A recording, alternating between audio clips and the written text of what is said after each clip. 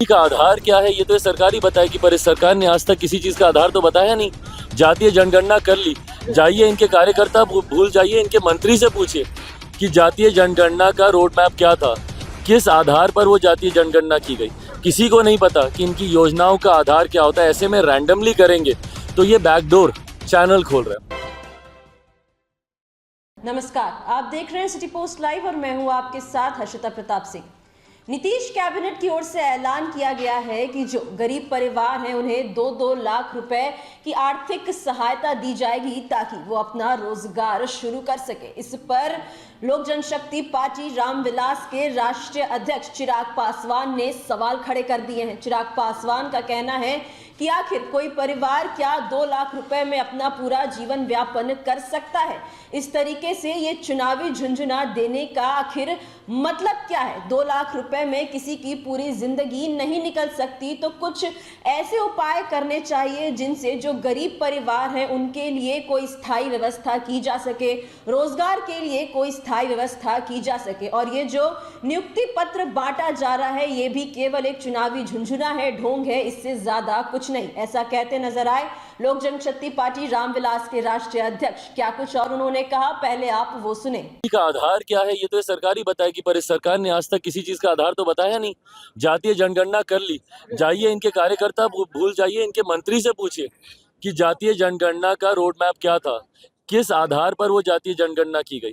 किसी को नहीं पता कि इनकी योजनाओं का आधार क्या होता है। ऐसे में रैंडमली करेंगे तो ये बैकडोर चैनल खोल रहे हैं। जिस तरीके से सरकारी नौकरियों में बैकडोर खोले जाते हैं कि भैया जो सही में जो काबिल होते हैं उनको तो नौकरी नहीं मिलती, पर जिनके पास मंत्री की पैरवी होती है या जिनके पास रिश्वत देने के पैसे होते हैं या जिनके पास कोई और पैरवी होती है उनको ज़रूर नौकरी मिल जाती है। पर ऐसे काबिल लोग आज भी बिना नौकरी के हैं और ऐसे लोग सरकारी नौकरी में चले जाते हैं जो कि कतई उस पद के काबिल नहीं होते।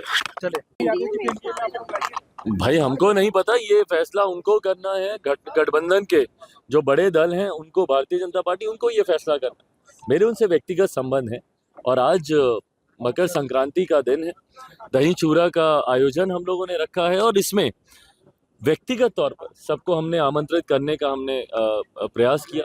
मेरे नेता, मेरे पिता के जितने सहयोगी हैं उन सबको हमने आमंत्रित किया। माँ महिम आज आए, उपेंद्र जी आए, मांझी जी आए, पप्पू जी आए, सम्राट भाई आए, विजय सिन्हा जी आए, तमाम नेता, कई विधायक और जितने भी और सांसद आए, सब व्यक्तिगत तौर पर आए। और मुझे लगता है दही चूड़ा का एक ऐसा दिन होता है जहाँ पे राजनीतिक परिप्रेक्ष्य से हटकर शुभ दिन की शुरुआत होती है, तो अच्छी चर्चाएं यहाँ से होती है। तो उसी परिप्रेक्ष्य में आज की चर्चा हुई। आप चलिए सर, मुख्यमंत्री से कहने के बाद क्या लगता है कि ये 90 लाख परिवार को भाई, ये युवाओं के रोजगार के लिए नहीं, ये ऐसे 90 लाख से ज्यादा ऐसे परिवार हैं जो गरीबी रेखा से नीचे हैं और उनको 2-2 लाख रुपए की सुविधा देने का मुख्यमंत्री नीतीश कुमार जी ने ये ऐलान किया, जिसको वो मास्टर स्ट्रोक बता रहे हैं। बिहार की जनता भी ये जानती है कि ये चुनावी झुंझुना है, चुनाव सर पर है, इसीलिए मुख्यमंत्री जी को ये फैसला लेना पड़ा। 3 किश्तों में इसको चुकाया जाएगा। किसको भरोसा है भैया कि चुनाव के बाद दूसरी या तीसरी किश्त किसी के खाते में आएगी कि भी नहीं आएगी, क्योंकि इससे पहले भी कई ऐसी योजनाओं में बिहार की जनता को बिहार की सरकार के द्वारा ठगा गया है। एक चीज़। दूसरा, भाई 2 लाख में आप क्या सोचते हैं कि एक परिवार पूरा जीवन व्यतीत कर लेगा? ज़रूरी है एक स्थायी समाधान ढूंढने की। ये टेम्पररी जो प्रावधान किए जाते हैं उससे एक परिवार कब तक अपना जीवन व्यतीत कर पाएगा? कृषि प्रधान प्रदेश है, बिहार के किसानों की सबसे बुरी हालत है, किसान के मजदूर सबसे बुरी परिस्थिति में जी रहे हैं। ऐसे में जब तक आप पर कैपिटा इनकम नहीं बढ़ाएंगे, जब तक प्रति व्यक्ति आय को बढ़ाने को लेकर काम नहीं होगा, तब तक बिहार आगे नहीं बढ़ पाएगा। पर प्रति व्यक्ति आय तब बढ़ेगी ना जब बिहार में राजस्व बढ़ेगा, जब रेवेन्यू जनरेशन होगा। रेवेन्यू जनरेशन को लेके क्या सोच है मेरे मुख्यमंत्री के पास, क्या विजन है इनके पास? इनके पास कोई विजन नहीं है। इसीलिए ये रेवड़ियां चुनाव से पहले बांटने का ये सरकार प्रयास कर रही है। पर बिहार की जनता भी अच्छे से जानती है कि भैया अगर 2 लाख रुपए आपने दे भी दिया किसी भी तरीके से, जीवन तो नहीं व्यतीत होगा ना।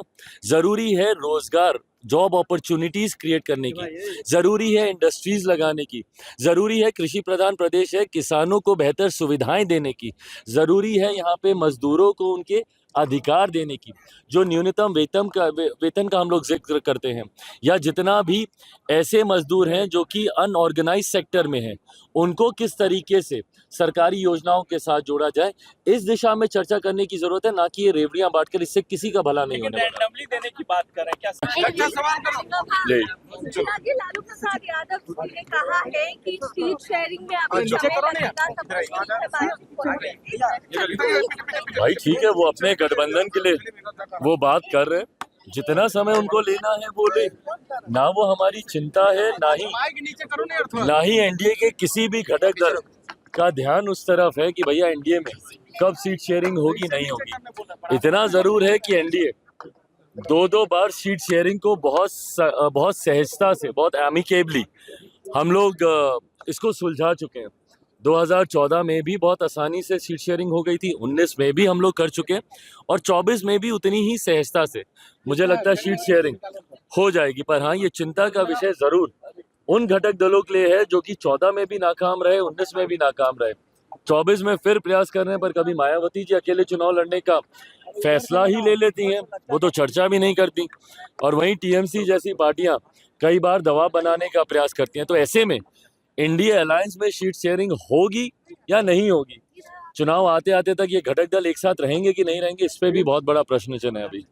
ठीक है। आपने सुना चिराग पासवान साफ तौर पर नीतीश सरकार पर आरोप लगाते नजर आ रहे थे, कहते नजर आ रहे थे कि जिन लोगों के पास किसी तरह की पैरवी होती है, मंत्रियों की पैरवी होती है, या जो घूस देने में सक्षम होते हैं, उन लोगों को तो बिहार में नौकरी मिल जाती है, लेकिन जो लोग वाकई में सक्षम हैं लेकिन किसी तरीके की पैरवी नहीं कर पाते, किसी मंत्री का हाथ नहीं होता उनके ऊपर, ऐसे सक्षम लोग भी बिहार में बिना नौकरी के रह जाते हैं। और जब चुनाव आते हैं तो ऐसे नियुक्ति पत्र बांटना और 2 लाख रुपए देने का ढोंग करना और ये चुनावी झुंझुना देने का नाटक किया जाता है नीतीश सरकार के द्वारा। तो वहीं इंडिया गठबंधन पर भी जमकर तंज कसते नजर आए, कहते नजर आए कि ये दल ऐसे हैं, एक तरफ तो मायावती जी हैं जो बिना किसी से चर्चा किए ही अकेले चुनाव लड़ने को तैयार हैं, और तमाम जो अन्य दल भी हैं उन लोगों के मन में भी एक ही सवाल है कि आखिर सीटों का बंटवारा कब और कैसे होगा। आप देखिएगा कि आने वाले चुनाव से पहले ही क्या हाल होता है इंडिया गठबंधन का, ये एक साथ टिकी रह पाती भी है या नहीं, इस पर भी एक बहुत बड़ा प्रश्न चिन्ह लगता नजर आ रहा है। क्या कुछ कहते नजर आए हैं लोक जनशक्ति पार्टी रामविलास के राष्ट्रीय अध्यक्ष चिराग पासवान, ये हमने आपको सुनाया। फिलहाल इस खबर में इतना ही। आप आगे की खबरों के लिए देखते रहिए सिटी पोस्ट लाइव। इस वीडियो को लाइक करें, शेयर करें और चैनल को सब्सक्राइब करना ना भूलें। धन्यवाद।